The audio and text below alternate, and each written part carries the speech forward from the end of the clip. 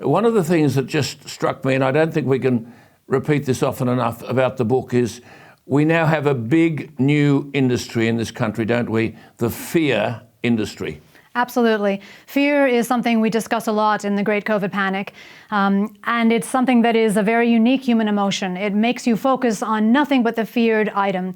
And that can be very useful when you're actually being pursued by a tiger, but it can be very damaging if in fact you're led to believe that something is very fearful, which really isn't, very fearsome. And so that's what happened in the case of COVID. And as you intimated, it's big moneyed interests that have led the narrative.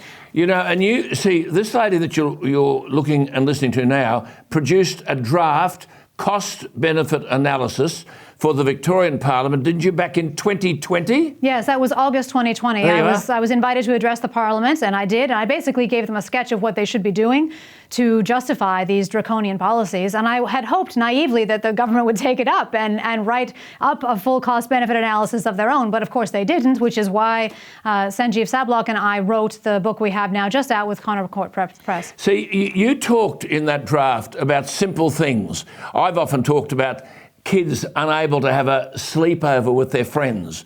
You've talked about the loss of, because that only comes once in a lifetime, the loss of happiness due to loneliness from social isolation. I mean, people unable to get health care, other than if you had coronavirus, then they die. The cost to our children and university students of disrupting their education. We'll never know the consequences of this in the immediate future. I mean, the economic costs of shutting down business.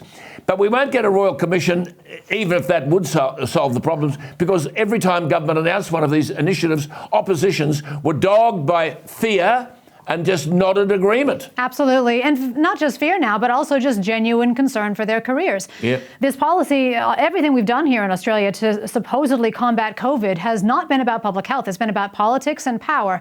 And we know what power does to people. I've studied power for 15 years. That's why I was in a good position at the start of this whole madness to actually see what was going on. You see, a lot of people in my discipline don't study power, loyalty, love, networks, those kinds of human dynamics that are quite difficult and hard to capture in a simple theoretical model, which is, of course, what economists like to use to try to analyze the world. Yeah, see, I mean, in all those press conferences, I kept on saying over and over again, they were characterised by what we were not being told. I mean, I was told, oh, you can't say that, you can't say that. But in all that time, one statistic was constantly ignored, and publicly, in a media sense, I was the only one making this comment, 99% of all cases were mild. Absolutely. Often actually 99.7.